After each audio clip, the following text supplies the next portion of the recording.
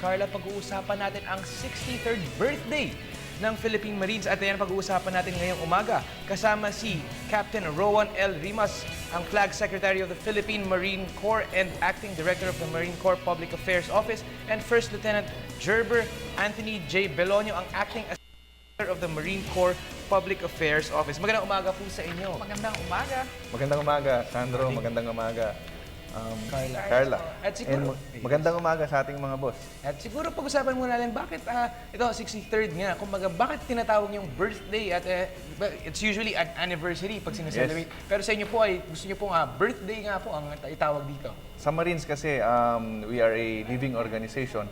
Parang ano yan parang yung tao na it continually grows, nagde-develop, ganun sa Marine Corps. Birthday sa amin kasi nakikita namin ng organization namin, nagde-develop, nag-i-improve, parang tao din, parang ganun.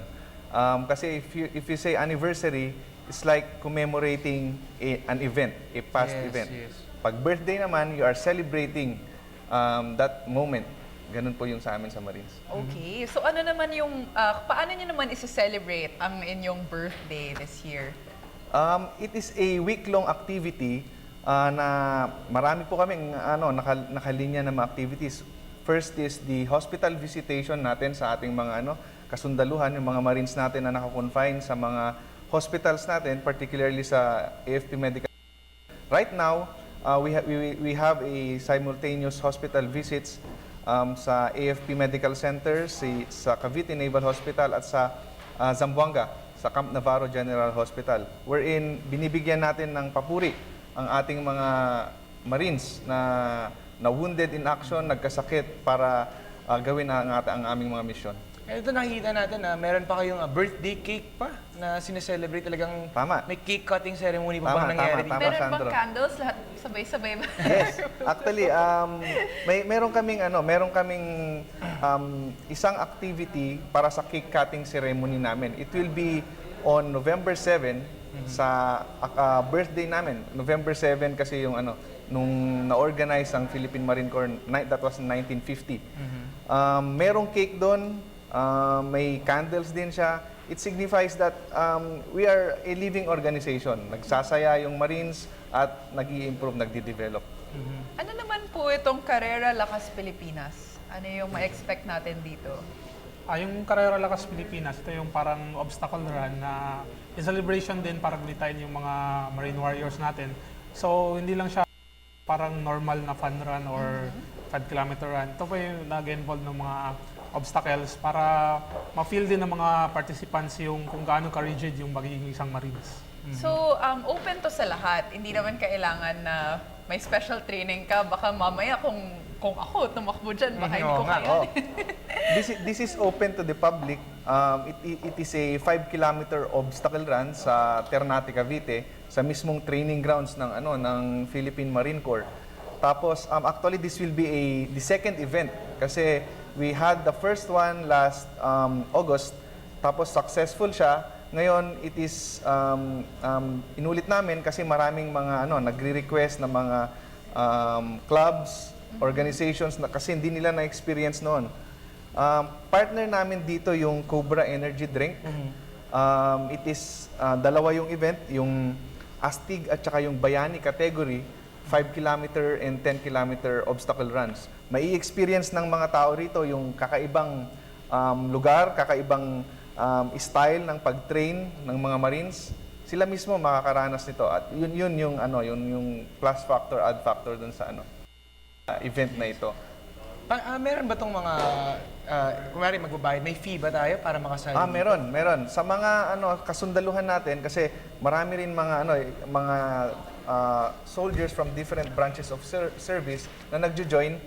Kasama sila sa Bayani category, 500 for the 5-kilometer race, tapos sa 10-kilometer is 750. For our civilians naman po, 1,000 pesos sa 5-kilometer run and 1,350 para sa 10-kilometer run.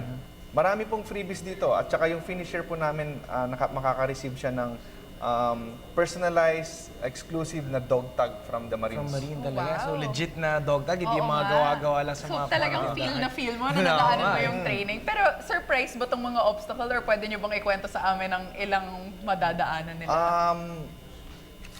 Ito yung tinatawag namin na warrior grill na ito yung usual na rota na tinatahak ng mga trainees natin bago mag-graduate. Ngayon, kung hindi ka prepared, hindi ka handa para sa exercise sa sa obstacle run na to, hihirapan. Pero marami naman po tayong mga kaibigan diyan, andyan yung mga boss natin na magagaling at prepared naman para sa activity na to. Sir Sir Gerber, baka meron naman kayong pwedeng mabigay na tips sa mga ating mga manonood na nais kang sumali para makapag-prepare sila. As of now pa lang, baka kahit konting dagdag Dapat sa kanilang ba mga exercise mag-push-ups na sila routines. ngayon Oo. pa lang? Para naman sa preparation sa obstacle run na, total may 1 week pa naman sila before mangyari yung obstacle run. So, advice ko lang is exercise. Yung mga routine exercise lang naman na at least pagdating doon na physically prepared ka, aside from being mentally prepared, most important is physically prepared ka for the obstacle run. Okay, Yeah. so Mag-i-enjoy sila doon. Mag-i-enjoy sila kasi after nung event, merong boodle fight, tapos tabi lang nung beach yung venue, kaya masaya. Masaya.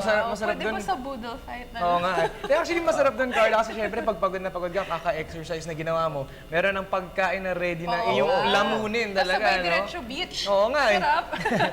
Kailangan natin pumunta Oo nga, dito. interesting. At Oo siguro, nga. sir, mga huling mensahe niyo na lang at paalala po sa ating mga manonood ngayong umaga, naisip po ba silang imbita?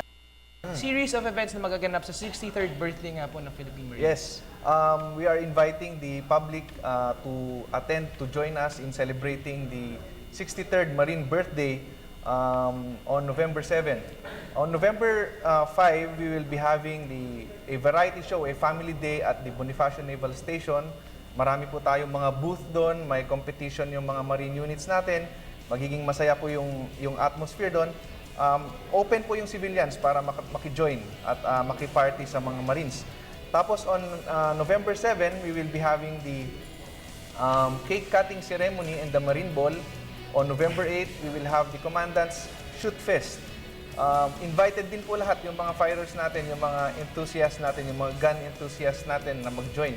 It will be held at the Marine Corps Training Center Firing Range sa Fort Bonifacio. Sa November 10 naman po, ito po yung Carrera Lakas Pilipinas, co-sponsored by Cobra Energy Drink sa Ternate, Cavite. This is a unique and one-of-a-kind sports event na may enjoy ng bawat tao. The proceeds of this event pala is for the Marine Warrior Integration Program. Ito yung para sa recovery ng mga wounded in action natin ng mga Marines. Tapos ito rin para ma-revive din yung Marine Corps Warrior Grill namin. Sir Gerber, mensahe niyo naman po. Again, we would like to invite everyone to join us as we celebrate our 63rd birthday. Alright, maraming salamat sa inyong panahon ngayong umaga. That was Captain Rowan Rimas at First Lieutenant Gerber Anthony Belonio, ang acting Assistant Director ng Marine Corps Public Affairs. Maraming salamat po Thank sa you. inyong panahon Maraming ngayon. salamat po. Thank you, Good Carla. luck Good sa luck. inyong event. Happy birthday ulit sa Philippine Salamat, Marines. salamat. Maraming salamat po. Thank you.